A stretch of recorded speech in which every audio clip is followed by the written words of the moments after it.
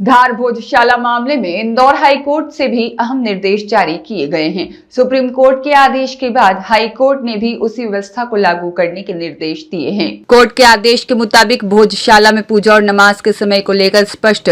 समय सारिणी तय की गई है, जिसमें स्थानीय प्रशासन को इन निर्देशों का सख्ती से पालन कराने के आदेश दिए गए हैं। दरअसल इंदौर हाई कोर्ट के निर्देशों के अनुसार भोजशाला परिसर में सुबह सूर्योदय से दोपहर 12 बजे तक बसंत पंचमी पूजा की अनुमति दी जाएगी। इसके बाद दोपहर 1 बजे से 3 बजे तक नमाज अदा कराई जाएगी। वहीं दोपहर 3 बजे के बाद सूर्यास्त तक फिर से पूजा की अनुमति रहेगी। यह मामला धार के रहने वाले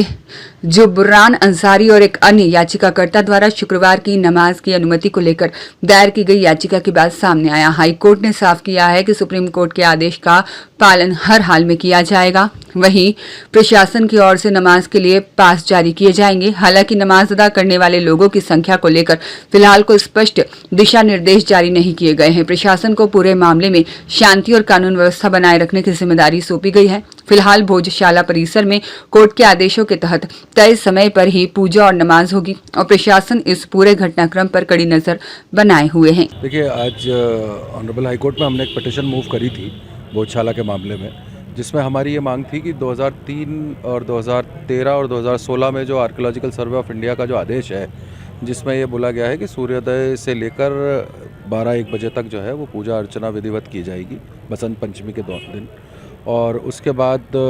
1 बजे से 3 बजे तक शुक्रवार अगर होगा तो नमाज़ पढ़ी जाएगी, और उसके बाद 3 बजे के बाद फिर से विधिवत पूजा अर्चना चालू की जाएगी। तो उसी आदेश के पालन के लिए हमने ये याचिका लगाई थी, और साथ ही साथ हमने धार में जिस तरीके का अफवाहों का दौर चल रहा था और जो चीज़ें चल रही थी, उसके लिए हमने एक मांग करी थी कि लॉ एंड ऑर्डर की सिचुएशन, प्रशासन को ये कहा जाए कि लॉ एंड ऑर्डर की सिचुएशन मेंटेन करें, क्योंकि आपसी सौहार्द का मामला है, आपसदारी का मामला है और अमन शांति का पैगाम देना था, इसलिए ये सारी चीज़ें हमने इसमें मांग करी थी।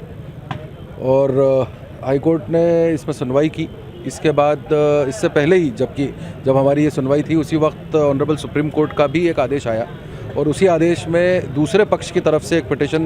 इंटरिम एप्लीकेशन एक दायर की गई थी, जिसमें ये बोला गया था कि वहाँ पे सिर्फ पूजा अर्चना का जो है वो राइट दिया जाए। पर थैंकफुली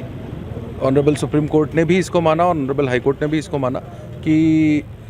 दोनों पक्ष जो है वो 2003 और 2013 और 16 के जो आदेश हैं उसका मान रखेंगे, और जिस तरीके से पूजा अर्चना के लिए और नमाज के लिए जो जगह दी गई है उस कंपाउंड के अंदर और जो समय निश्चित किया गया है, उसी समय पर